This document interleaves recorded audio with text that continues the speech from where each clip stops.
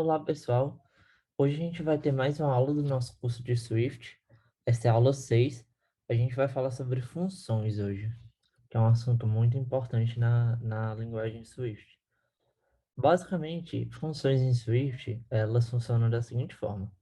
Elas têm a palavra reservada func, que é a que a gente usa para declarar funções, o nome da função, com o abre e fecha parênteses, com os parâmetros, nomes dos parâmetros dentro ou não, caso não tenha, e o retorno. Caso o retorno não tenha, seja um void, que é como o caso desse primeiro exemplo, a gente não precisa colocar o retorno. Essa daqui é um exemplo simples de uma função, que é a função simples, que ela faz só um print. A forma da gente chamar funções também é bem parecida com qualquer outra linguagem. A gente usa o nome seguido por um abre e fecha de parênteses. A gente percebe que é uma chamada mais simples. A gente não precisa colocar muitas coisas, não precisa especificar o tipo, caso ele seja void, nem precisa colocar o retorno, caso ele não tenha. E assim é que a gente faz a chamada de uma função em Swift. Agora vamos fazer uma função com chamada de retorno, né? Ela não tem parâmetros, mas ela tem uma chamada de retorno. No caso, ela funciona da seguinte maneira: a gente coloca como se fosse uma flecha, né? Que é uma barra e o sinal de menor. E aí o tipo do retorno, que ele pode ser string, pode ser double, pode ser int, pode ser um dicionário, um objeto, enfim, pode ser qualquer tipo de coisa. E aí sempre no final a gente faz todo o processamento da função e no final a gente tem que colocar a palavra reservada return. E o que a gente quer retornar, no caso, como é um string, a gente pode retornar só isso, que é string, né? Olá, mundo. Na hora de chamar, a gente chama da mesma forma, nesse caso, porque como ele tem um retorno, mas ele não tem parâmetros, a gente não precisa especificar nada, ele funciona e ele printa, porque no caso ele está retornando string, então eu tive que fazer num print. Agora funções com parâmetros, um outro tipo. Funções com parâmetros em Swift, existem algumas formas de a gente fazer. A forma mais comum é essa, onde a gente coloca o nome da variável e o tipo. Como a gente já comentou em outras aulas, Swift ele é fortemente tipado. Então a gente tem que especificar o tipo da variável que a gente está passando. Porque senão ele não vai compilar, ele dá um erro de compilação caso a gente não colocasse. E aí a gente usa dentro da função da mesma forma, usando o nome do parâmetro que a gente usou. Então, até aqui a chamada da função. E aí, na hora de chamar a função, depois que você cria, você tem que especificar o nome do parâmetro e escrever a variável, no caso. Essa é a forma que a gente chama funções em Swift com parâmetros, e que ele printa, né? Maria tem 20 anos. Como vocês podem ter percebido aqui, não tem retorno, né? Ele é void, então não preciso passar a dizer o tipo do retorno porque ele já entende que é void. Agora a gente vai falar sobre retornos opcionais, que é muito comum, muito usado em Swift, né? Como a gente já comentou em outras aulas. O optional ele é o que lida com retornos nulls em Swift. Aqui eu criei uma função de minimax array, onde você passa um array, né, que é uma lista de ints, no caso, e ele vai retornar uma tupla, né, do mínimo e do máximo. Por que que ele retorna optional? Porque essas funções que são próprias do Swift, minimax, elas retornam optional. Aí as pessoas podem estar se perguntando, mas por que toda lista tem o mínimo e tem máximo? Verdade, toda lista tem mínimo e máximo. Mas e nesse caso aqui, onde eu passo uma lista vazia? Uma lista vazia não tem mínimo nem máximo. Então ele retorna new. Então por isso que eu preciso colocar new aqui. Ela só funciona, falando em questão de compilador, porque a gente especificou que o retorno é optional. Essa questão do optional pode ser tanto no retorno como também no parâmetro. O optional ele pode ser no parâmetro e pode ser no retorno, não tem problema. E ele serve exatamente para a gente manipular essas entradas e saídas de uma forma mais amigável, não ter que ter tanta verificação. Ele é muito útil mesmo, o retorno condicional. Você vê que aqui eu chamei o Minimax, passando o array 1, 2 e 5, ele retorna optional 1 e optional 5, porque ele continua sendo um optional, por mais que ele tenha um valor. E quando eu passei o array vazio, né, que não tem como eu tirar um mínimo e máximo de um array vazio, ele retorna new em ambos os casos. Agora, especificando argumentos, que é uma coisa que tem em outras linguagens também, que isso daqui funciona da seguinte forma. Em alguns momentos de quando a gente está programando em Swift, o nosso código funciona como uma documentação dele. Então, algumas funções, elas valem a pena a gente ter um nome para a variável nossa, que a gente usa dentro da função, mas é bom para fora da função, quando for chamar, esse nome não tenha muito sentido. Aqui, se eu não tivesse isso daqui, esse para, ele usaria nome e eu teria que usar nome aqui. Porém, acho que tem que é uma concordância que isso daqui não é uma boa leitura. Parabéns, nome. Carol, não faz sentido isso. Faz muito mais sentido se a gente ler parabéns para Carol. Então aqui já não é nem uma questão de Swift, é mais uma questão de leitura de código, de você facilitar que outras pessoas leiam o seu código.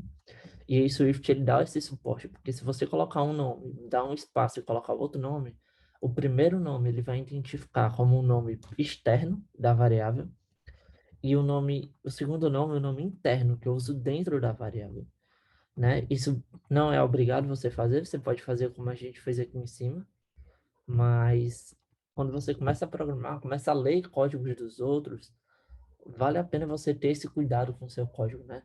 E aqui ele funciona dessa forma, né?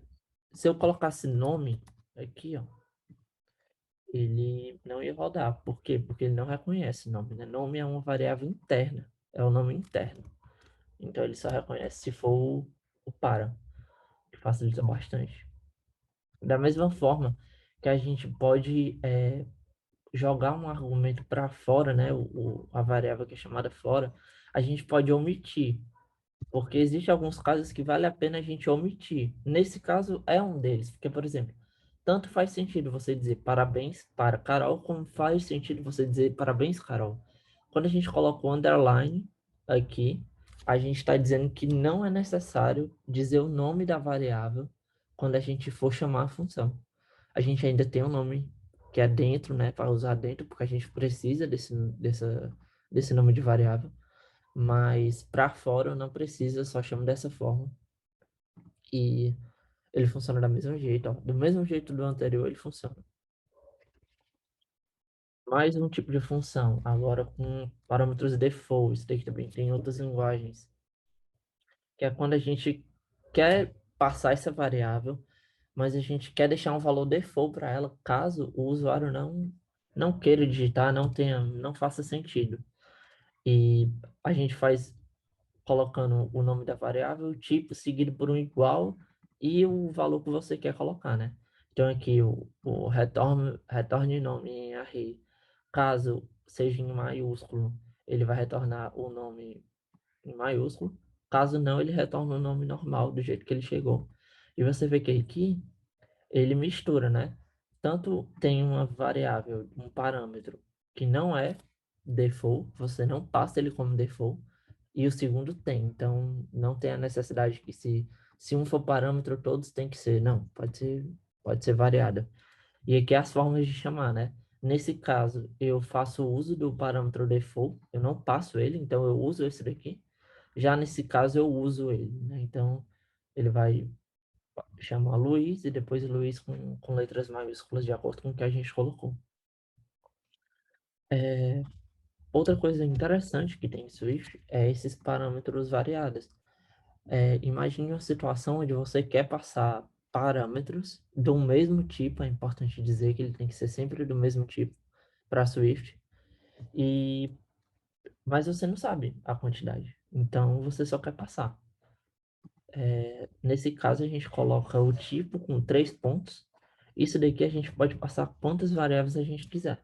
Só que, mais uma vez, somente desse mesmo tipo, no caso aqui.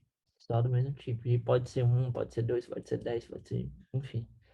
Ele vai, sempre no caso aqui, ele vai fazer a média desses números que são parâmetros variáveis. Próximo que a gente tem é parâmetros in-out. Esses parâmetros in-out, eles funcionam da seguinte maneira.